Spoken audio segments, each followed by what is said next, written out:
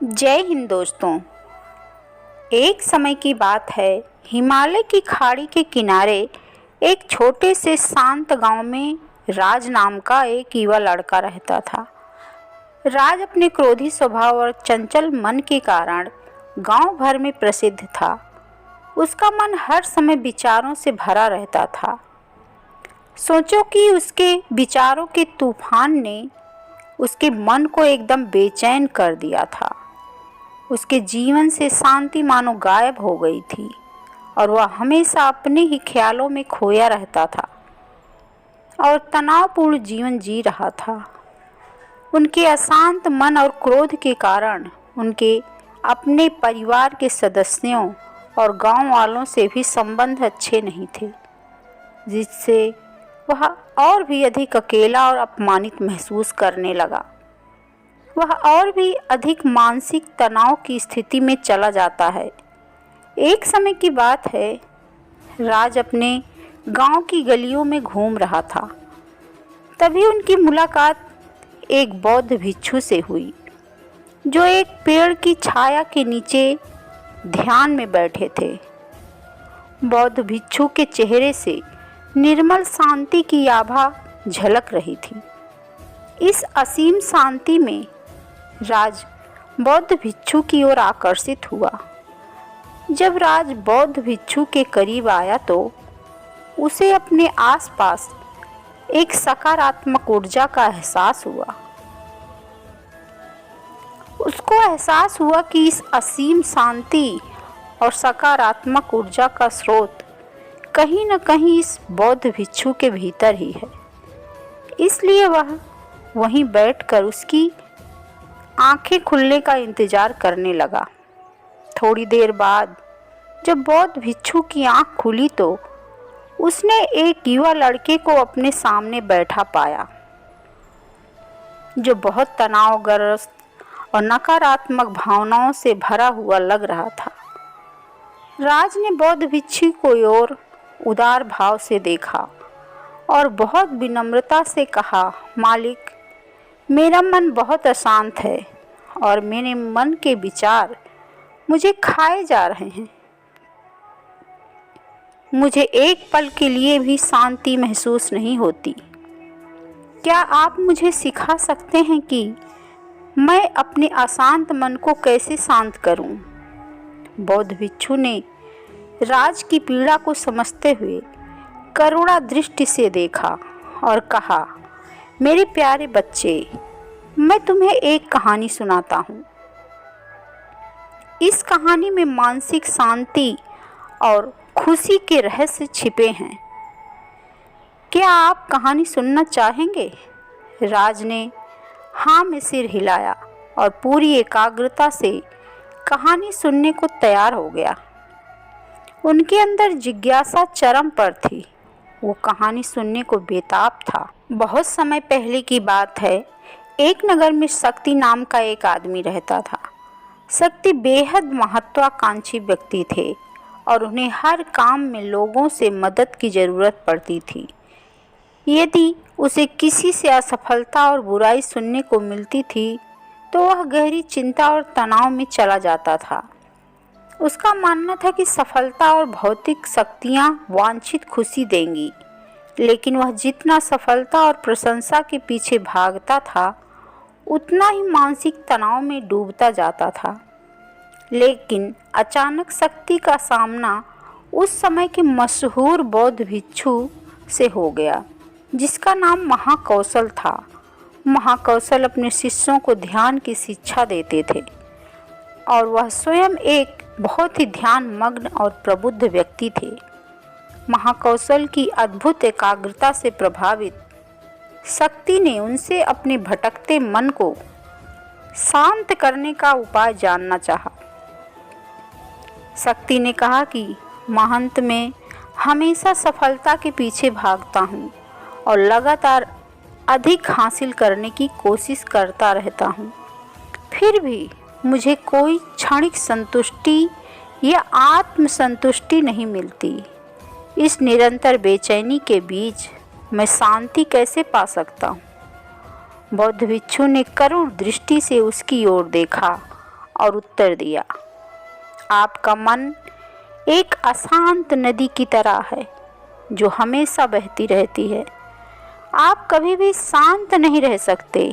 इसलिए इस अशांत मन को शांत करने के लिए आपको अपने विचारों को बिना किसी रुकावट के जाने देने की कला सीखनी होगी। शक्ति को आश्चर्य हुआ और उसने पूछा कि मैं अपने विचारों को कैसे जाने दूं? आखिर मैं भी तो अपनी इच्छाओं और महत्वाकांक्षाओं से बंधा हुआ हूँ। यह सुनकर बौद्ध भिक्षु मुस्कुरा दिए। बौद्ध भिक्षुक ने कहा, कल्पना करें कि आपके हाथ में पानी का एक गिलास है। आप इसे जितनी देर तक पकड़ कर रखेंगे, यह उतना ही भारी होता जाएगा। और अगर आप इसे काफ़ी देर तक पकड़े रहेंगे तो आपके हाथ में दर्द होने लगेगा। लेकिन अगर आप उस पकड़ को ढीला कर दें और छोड़ दें तो आपका बोझ खत्म हो जाएगा। राज ने पूरी कहानी और उसका संदेश ध्यानपूर्वक सुना। वह समझ गया कि अपने विचारों और इच्छाओं से चिपके रहने से उसका बोझ और अधिक बढ़ जाता है और अंदर ही अंदर अशांति पैदा कर देता है। अब राज को कहानी का अंत सुनने की उत्सुकता में प्रतीक्षा थी। कहकर बौद्ध भिक्षु ने कहानी जारी रखी। एक बौद्ध भिक्षु की बात मानकर शक्ति ने विचारों को त्यागने का अभ्यास शुरू कर दिया। वह बिना किसी पूर्व निर्णय के अपने विचारों और भावनाओं को आते और जाते देखता रहता था। अब उसने विचारों को पकड़ना बंद कर दिया। विचार उठते थे और अपने आप चले जाते थे। धीरे धीरे उसे यह एहसास होने लगा कि उसकी इच्छा और भावना ही सभी दुखों का कारण है। जैसे जैसे शक्ति ध्यान में गहरे उतरते गए, उन्होंने पाया कि वर्तमान में जीना ही आंतरिक शांति का एकमात्र स्रोत है।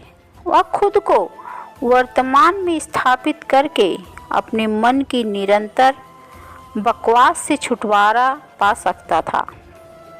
धीरे धीरे शक्ति का मन एक शांत झील की तरह हो गया। वह बाहरी दुनिया को अपने अंदर प्रतिबिंबित करता है। उन्होंने जीवन की सादगी में संतोष को अधिक महत्व दिया और भौतिक संपत्ति के प्रति अपना लगाव छोड़ दिया। जैसे ही शक्ति में ऐसे बदलाव की खबर लोगों के बीच फैली, दूर दूर से लोग मार्गदर्शन लेने के लिए आने लगे। लोगों को विचारों को मुक्त करने की कला सिखाना और उन्हें अपने भीतर शांति खोजने के लिए मार्गदर्शन करना, वह लोगों के बीच शांति और ज्ञान का प्रतीक बन गया। शक्ति और साधु की कहानी समाप्त कर महाकौशल बौद्ध भिक्षु कुछ देर के लिए चुप हो गए ताकि इस कहानी का अर्थ राज के मन में अच्छी तरह बैठ जाए। राज ने बौद्ध भिक्षु की ओर देखा तो उनकी आंखों में अब एक नई समझ दिखाई दे रही थी। राज ने धीरे से कहा कि मुझे इस कहानी में ज्ञान दिखता है, लेकिन मैं इसे अपने जीवन में कैसे लागू करूं?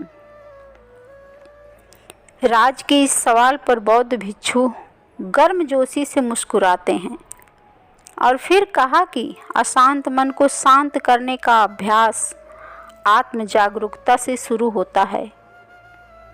अपने भीतर उठने वाले विचारों का निरीक्षण करने के लिए प्रतिदिन कुछ समय निकालें। उन भावनाओं पर ध्यान दें जो आपके मन में आती हैं और देखें कि वह कैसे आती हैं और आकाश में गुजरने वाले बादलों की तरह चली जाती हैं। राज ने आंखें बंद कर ली और बौद्ध भिक्षु के कहे अनुसार अपने विचारों का अवलोकन करने लगा। जैसे ही उसने अपने भीतर उठने वाले विचारों पर ध्यान देना शुरू किया, उसे इसका एहसास हुआ। उसे अपने अंदर चिंता और इच्छाओं की एक निरंतर धारा बहती हुई महसूस हुई। सिर्फ एक एहसास ने ही उसे एक अद्भुत शांति का एहसास कराया। उन्हें यह भी एहसास हुआ कि यह सभी विचारों और भावनाओं से अलग है। बौद्ध भिक्षु ने आगे कहा कि जैसे शक्ति ने खुद को सभी मोह माया से अलग कर दिया था, वैसे ही अपने मन को अशांतकारी विचारों और भावनाओं से मुक्त करने का अभ्यास विकसित करो। बिना किसी पूर्वाग्रह के विचारों को वैसे ही स्वीकार करो जैसे वह आता है, और फिर धीरे धीरे जाने दो उन्हें और अपना ध्यान वर्तमान क्षण पर केंद्रित करो। लेकिन राज ने टोकते हुए कहा कि अगर विचार और भावनाएं इतनी मजबूत हैं तो क्या होगा? बौद्ध भिक्षु ने कहा, यह बना रहता है और मन को छोड़ने से इनकार करता है। बौद्ध भिक्षु ने राज की बात से सहमति जताते हुए सिर हिलाया और कहा, ऐसे कई मौके आएंगे जब आपके मन में सवालों का बौंडर चल रहा होगा, जब आपका दिमाग आपकी बात ही नहीं सुनेगा। तो ऐसे में आपको अपनी सांसों की ताकत पर विश्वास करना होगा। एक बार फिर भिक्षु ने राज से कहा, अपनी आंखें बंद करो और अपनी सांसों पर ध्यान केंद्रित करने के लिए अपने पेट को ऊपर उठाता हुआ और मथता हुआ महसूस करो। बौद्ध भिक्षु ने बताया कि जब भी आपका मन अशांत हो तो तुरंत अपनी सांसों पर लौट आओ। सांस की वाद गति आपको तुरंत वर्तमान के चरणों में वापस खींच लेगी और आपको शांति का अनुभव कराएगी। एक बौद्ध भिक्षु के निर्देशानुसार आने और जाने वाली सांसों पर ध्यान केंद्रित करने का प्रयास करो। इस छोटे से व्यायाम से उन्हें मानसिक शांति का अनुभव हुआ। उसे याद आया कि उसकी सांसें हमेशा उसके साथ थी, जो उसे वर्तमान क्षण की याद दिलाती थी, आराम और शांति लाती हैं।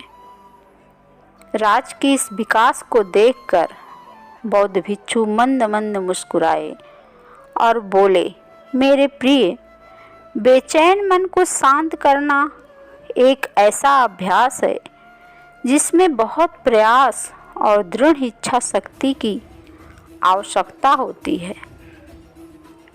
क्योंकि लगातार व्यायाम से मांसपेशियां मजबूत होती हैं।